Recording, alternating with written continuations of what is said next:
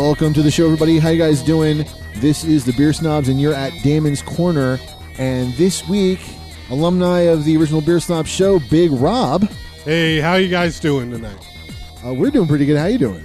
Good, good. It's been a long time. It's been a long time. Been a long time, as the song goes. And have you heard the show before? No, I have not. We're going to start with our very first segment here. Just discussion between us about stupid news topics having to do with beer. Okay, sounds good. Well, what we like to call beer news. And starting with our first beer news story of the day. When no frills beer is what you crave, try Helles. Oh, God. Your advertisement for your beer is, our beer is not interesting. If that's what you want, uninteresting, boring beer, drink this. That's nice. Holy shit, that's actually an advertisement? It's not an advertisement. This is a story about them. Doesn't anybody like the taste of beer anymore? A friend registered that complaint at a beer festival after sampling too many brews flavored with fruits, spices, and the residue of used whiskey barrels. I can sympathize. My personal log for 2013 includes beers brewed with unlikely adjuncts as marshmallow, ghost pepper, yuzu, and curry powder. Wow. Have we become too jaded to enjoy beer made from the four basic ingredients: beer malt, hops, yeast, and water? Just plain beer is what you seek. You can't get any plainer than Helles Lager or Helles Lager. Actually, Helles Lager is a pretty decent lager. And it is no frills, but it does a good job of what it's trying to achieve. I've had that before. It describes itself as immensely quaffable golden lager downed by the tankard truckful in Bavarian beer halls. Stylistically, it's a cousin to a Pilsner. When the first Pils appeared in 1842, its flaxen-colored creamy white foam made it an instant sensation. Blah, blah, blah, history, blah, blah. Okay, well, which brings up, I guess, a good subject. Big Rob, do you think that all this flavor obsession, all the hops being inundated, I mean, do we need to back it down a bit? If it's going too far for you, then you don't listen to our show. That's straight up. If it's going too far for you, then you drink the Budweisers and you drink the Millers and you're happy with them. Yeah. And if that's the case, drink them. Be happy. You're the reason why they're multi-billion-dollar companies. Exactly, because you have horrible taste.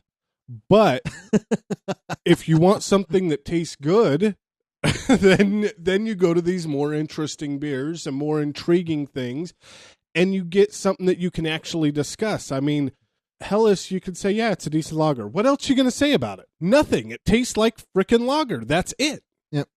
The word Helles, incidentally, has no connection to the underworld. Hell us. Haha, that was a horrible joke written by this guy. It's simply a form of the German word for bright.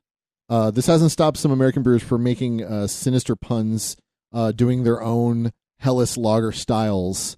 Apparently, there's several companies that have done that. I don't know if you've had any of the American Helles styles. Yes, I have. You're a fan? As far as lagers go, some of them are pretty decent. Like Hangar 24 does a pretty decent Helles lager. Huh. And it's a really high-quality lager. That's all it is. Yeah. According to this article, it says the line between Helles and Pilsners can get a bit blurry. There's several that they talk about here. Despite its name, Dogfish Head Piercing Pils slouches in the direction of a Helles, striking a fine balance between the crackery malt and herbal hops, with the addition of pear juice. The pear tea lends extra sweetness without a lot of fruitiness. I mean, I think there's room for these kinds of beers, but I think the wonderful, beautiful thing about craft brewing is going to the extreme, because in America we're used to beer companies not trying. So it's like, I mean, we kind of like go crazy. I mean, and then of course, there's Stone with their first few beers that was like all goddamn hops. You're like, oh, okay, you slow it down, shit. But I mean, I think we're getting a nice comfortable medium with this. No, I completely agree with you. I think, I love the fact that there's the Helles out there and there's even the Buds and the whatever piece of crap beers. But then there's the crazy beers where you got all the kinds of different flavors, or the hops, or the barrel aged, or oak aged, or, whatever different type of flavors you want to put in there. Chipotle. I've seen that, yeah. And that's what I enjoy about it. Awesome. Whatever you like, you're going to find something that you enjoy in beer. And I think that's kind of the point of it, right? Yeah, that's what I think. All right. And this story was brought to us from Greg Kit Sock at the Washington Post, and it was reposted in this form on the reporteronline.com. That was story number 1. And let's get to story number 2. Where's the cheapest beer in the world? Oh, God. Who wants to know? You know what? Some very, really, really broke-ass mofos want to know. The only thing better than drinking a cold beer in a foreign land is drinking a 6-pack for less than a $5. And there's destinations across the globe where a big night's bar tab can be covered by the coins in your pocket. Using crowdsourced cost of living site Numbeo.com, we narrowed it down to the top 5. And here we go. Number 5, Ethiopia. Big shock, right? Yeah. Who has a lot of money in Ethiopia? Ethiopia, where they're still trying to get food, cheap beers. Average price for a pint, 93 cents. What you'll be drinking, beer continues to gain popularity there. Plenty of local brews to choose from, like St. George beer, a refreshing lager, brewed since the 20s, a Badel pale lager, and Harar's popular stout. Ethiopia also brews a sweet 5.5 ABV lager dubbed Meta. Totally sans irony. And they give some pairing ideas, which again, like these people are more worried about finding food. You really want to pair it with something, just, hopefully rice. Let's go. Number 4, the Philippines. Okay. You're like, eh. So places we don't want to go. That's what I'm seeing so far. Average price for a pint, 89 cents down there. And what you'll be drinking, 2 major brewers dominate the popular Filipino beer market, San Miguel and Asia Brewery. San Miguel makes a popular Pilsner called the Pale Pilsen. And let's see, there's plenty of Red Horse, Beer Na Beer, Pale Pilsen, billed by AB as an excellent value for the money. AB, Anheuser-Busch. Yeah, I'm going to listen to these fuckers. Yeah, oh God. And they suggest pairing it with a spit roasting pig. Oh. Big surprise. Eating a spit roasted pig in the Philippines. Well, that part sounds nice. So sounds, yeah, okay. Number 3, the Ukraine. Oh, really? Yep, average price for a pint, 89 cents a pint. Not only are Ukrainian suds cheap, at 58 cents a pint isn't unheard of. That's as low as they go. But more and more beer enthusiasts are vouching for their quality. Similar to Czech-style beers, you'll likely take down national beer brewers like Lvivsk and Chernigivsk. I totally be pronouncing these wrong because there's a lot of like consonants together where normally they're not in English. And Obolon, I could say that one. That was easy. And they like to pair it with borscht. I'm totally shocked at that one. Obolon's probably the one that you pronounced wrong. Yeah, probably. Oboloon or something. Yeah. Okay. Number 2, Cambodia. Oh God. We're going back to Rob's theory about places you don't want to go Jesus. to drink. What you'll be drinking when you can find a cold one for as cheap as 50 cents, odds are it's going to be one of the several indistinguishable pale lagers. Anchor Beer, Tiger, or Kimmer Brewery's Cambodia beer. Their pairing idea: a plate of red tree ants. No, seriously. No, seriously. I'm reading this verbatim. Cambodians traditionally stir fry them with beef, lemongrass, and basil. Oh God! Holiday in Cambodia. Holy God! Have red tree ants with your beer. Okay. And we'll move into the final. All right, if that beer's free, hold on. If that beer's free, it's not worth the tree ants you have to eat with it, okay? Finally, our number 1 with a bullet. Oh, dear God. I think you were right, Rob. Vietnam. Oh. Average price for a pint, 76 cents. What you'll be drinking, almost assuredly, Bia Hoi on ice. While 76 cents a pint is the overall average price for beer in Vietnam, it's pretty common to find a 12-ounce glass of this 3% ABV pale lager for as little as 20 cents. For the bottled alternative, go with Bia Hanoi. Pair it with, assuming you've had your fill of pho and banh mi, try a glass of kako or sako to those who know as catfish cooked in a clay pot. That's what they suggest pair with their beers in Vietnam. Yeah, so I can see you're salivating at the thought of these 76-cent beers. Wow, you have me afraid to drink the beer in front of me now. Jesus. No, it's got to be better. Come on, right? Well, it can't be any worse. So can't be. And with that, let's see. We can thank for this story, Thrillist.com, and it was written by Dave Baldwin. And that is it for Beer News. And this means it's time for beer number 1. Now I get to drink a beer. Yeah. After talking about it for so long, we get to drink them. All right. This one, kind of a clear, piss-colored, very, very light yellow. The head, very, very white head, but at least it sticks around. That's actually the surprising part. Not much of a smell to it. This is giving me the very distinct smell of your basic lager. Yeah, that's what I'm getting to. Which is that I've talked about this many times. Even though there's no apple in it, the smell is reminiscent of apple. It's just I guess we should go for the taste. Alrighty. Wow, that is hardcore lager. That is, but it's not a bad one. As far as lagers go, this is a decent quality. It is. This might be what we were talking with that first article. This is a high-quality lager, but it's nothing special. It has nothing over the top on it. It's a lager. I don't think it's a high-quality lager. Well, all right. It's a above average. I mean, this right here reminds me of the light version of most popular lagers because it's just there's not a lot of flavor. It dissipates real quick. This is something you would put in a keg and chug when you're drunk. Absolutely, but you don't have that bitterness at the back of your throat. You don't have any of that nastiness you get with Bud or Miller. Or so basically, what we're Coors. saying is not totally shit. Yes, but it's not really good. Not really interesting. It's decent lager. It's like if you want to drink lager, and it's something you can drink a gallon of and not really care. Yeah, I think I don't think we can say anything more about this. Let's get the reveal. Oh dear God, really? This is a Ballast Point's Longfin lager in a can. Wow, I did not see the can, so that's... Yeah, I couldn't really, I couldn't really taste the can too much, but then again, the flavor just kind of threw itself off a cliff the minute it hit my tongue. Let's hit the description here. Ballast Point Brewing Company's Longfin lager, ABV 5.2. Pretty typical. That's for decent. I expect about that much. Our Longfin lager has become one of the go-to beers with the team at the brewery. Really? A solidly balanced Helles. Speaking of which, it's a fucking Helles. That's what I said, right? You did. You actually kind of called that one. It would get points for Big Rob. It's a Helles-inspired lager. Yeah, not too over the top. And this didn't just taste... a good lager. This barely tasted actual like beer. Yeah. This tastes like a lager. This was so stereotypical and... A solidly balanced Helles-inspired lager with a clean, slightly hoppy finish. I didn't taste any goddamn hops in this.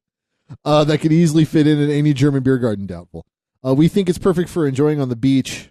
I'd rather enjoy a soda at this point. The boat or anywhere you can put an ice chest full of beer. Now, if I had an ice chest full of beer, I'd pick something better. So that's their description. And then the can, it's a fucking can.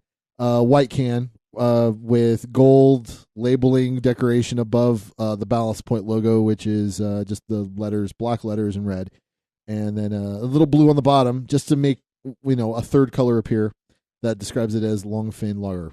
Yeah, it's pretty boring. It's as boring as the beer. Yeah, you know what? There you go. Your can matches the beer's flavor. Not interesting. Not too offensive. Yes. Good job. You matched them well. Price before we go and do the final vote. $1.79 for a single 12-ounce can, and $1.99 for a 12-ounce bottle, and $8.99 for a 6-pack of this. Really? Ooh. That is way too much. This is a hard $6.99, $5.99, somewhere in the middle beer. Definitely. But I think it's because it was brewed by a craft brewer that it just got a boost in price. Now you're getting hit too expensive to make it worth it. Now I do have to say, as I finish this out, it did have a little bit of a crispness in there that was interesting. But that's really about it. That's the best I could say for it. And I can't really say anything better about this. So here we go. Final judgment. Thumbs out. Let's give it. Are you thumbs down or thumbs up on this one? How you doing? Oh, I'm thumbs down. Thumbs down for Big Rob. Thumbs down. All the way. All the way down, and I am with you. Thumbs down on this one. Just a hard thumbs down. Not like a thumb to the ground, breaking the concrete, but didn't really care for it. Sorry. And so we will hit beer number 2. Now, I will have to be honest. For me, you generally have to be a fairly impressive lager to get a thumbs up. That's how I roll here, too. So, beer number 2. Beer number 2. Well, this one is a lot darker. Lot darker. A nice dark brown. Well, I'd say holding up to light. Yeah, it's more of a almost dark brown golden. amber. It's a dark amber almost. Like somewhere in between brown and gold. Yeah, it's an interesting color. The head, stir it up. It's not too bad. It sticks around a little. Not really thick, but I mean, it coats the glass. Oh, that smell. Oh, wow. That is a good smell. I like that. Yeah? I'm diving in. Going for the taste. I don't know if I like that smell quite as much. I'm not getting much other than the hoppiness. Oh, wow. And some malt. Oh, that is nice. Ooh, that is a whole lot better than I expected. Right? Whole lot better. I'm getting chocolate hardcore on this one. I'm not getting the chocolate. I'm getting this the distinct sweetness of chocolate. I'm getting almost a toffee taste, like really light toffee. This is a nice brown. This has that You're right. brown taste. I think got that toffee nut taste. It's a sweet brown. You know that could be it. Real it could sweet. It could be the nut sweetness that's creating that, and that combination with the brown, the way it's come together. Maybe it feels a little more like almost chocolate in its sweetness. I don't know. I'll tell you this is going to make it to my top 10 of all browns. Wow. This is pretty that I've had. I mean, this is pretty decent. This is really well done. Yes. And you know what? I think we should get to the reveal. Wow, it's a red. It's Killian's. You see, I was sitting there thinking maybe that did not taste like a red at all. Maybe a brown, maybe a stout, somewhere in the middle. I kept thinking. I couldn't place it, and you know what always gets me are fucking reds. Reds always surprise the shit out of me, and this is Killian's Irish Red. This is one of the reds. Well, this is your stereotypical red, and this. I've had Killian's before, and it's never tasted this good to me. Well, then never tasted this good. This was really well. I'm impressed. You're impressed. Well, let's go down to their description of it. Oh my God. Coors bought it. Coors Brewing Company's George Killian's Irish Red Lager. When the hell did that happen? It's an Irish style red, ABV 4.9. Their description: the distinctive taste of this brew is from a special caramel malt. We're almost there. We almost had it with the chocolate and the toffee. We put that together. It's pretty much caramel flavor. Malt roasted at high temperature longer and more slowly than most malts. Pours a rich red amber color, looked a little darker than that, producing a thick, creamy head. And the price, $1.29 for a 12-ounce, $5.99 for a 6-pack, and $10.99 for a 12er. Holy shit, that's good pricing. Yeah, that's good pricing. That's a solid beer. It's what you expect for a beer like this. Yeah. And then take a look at the bottle. Thoroughly impressed with how they've changed the flavor here. I have not had Killian's in a long time. Maybe just my palate has changed. Apparently, I am really impressed. Apparently, Coors did something to this, because I don't remember it being like this either. I mean, it doesn't taste as red as a red. No, it tastes closer to a brown, and it's a lot sweeter than I remember. But it's decent. Look at the bottle; it almost looks identical to the way it used to look. Only looks a little bit updated, maybe a little cleaner around the edges. But I mean, the bottle's pretty much. Now, what kills me is, didn't you read when you read on this? Check again. Was this lager? Did that say lager? Killian's Red Lager. It doesn't say on the bottle, but when you read your description, I swore you said lager. It describes it as a red lager. It was not a lager before. That was Killian's Red Ale before. Yeah. So Apparently. This is completely different. This is the lager, not what I'm used to. And I like the lager better than the ale. Holy shit. Holy shit, Miller Coors. You actually did something right. You bought out Killian's and then you made it friendlier without making it taste like shit? That is amazing. Put our thumbs out like we even need to on this one. Big Rob, you take the honors. I actually have to give a thumbs up on Killian's Lager. Holy shit. Killian's Red so Lager? Impressed. Killian, we are in agreement. Killian's Red Lager, thumbs up. That means Killian's Red Lager by Miller Coors. God, it pains me to say it. You are beer of show. Holy shit. Well, that is it for the show. Usually we'd have a third segment which is our Ask a Beer Snob segment. But unfortunately, we still haven't gotten any feedback from you a-holes listening. You. I'm talking to you. That's just because they didn't know that I was going to be on this episode. So obviously. I'm letting you guys know next time I'm going to be here again. You got to start writing in, and I will answer your questions and call you the dillholes that you are. There you go. Obviously, it's all because you didn't know Rob was on. Now you know. So I'm expecting either a flood of Ask a Beer Snob tweets or what I'm really thinking is Big Rob's full of shit, and you guys are lazy fuckers. That too. So, but yeah, so that would have been our third part, but we don't have that, so this is pretty much the end of the show. Any final words before we get out of here? Nothing to promote. Just our good old show. That's all I really care about. I love doing this show. I get freaking paid and free beer to come here and drink beer and talk about it. That is awesome. Yeah, and we enjoy it. We enjoy all your shit talking. Again, thanks for listening, everyone. If you have questions or comments, contact us at via Twitter or Facebook with hashtag #AskABeerSnob. Put that at the end of it, and we will pick it up and we will put it on the show. We'll bring anyone in we need to, answer any questions we have to. Just post it to us as hashtag #AskABeerSnob. You can find us at thebeersnobs.com, Facebook.com/thebeersnobs page, and Twitter.com/thebeersnobs.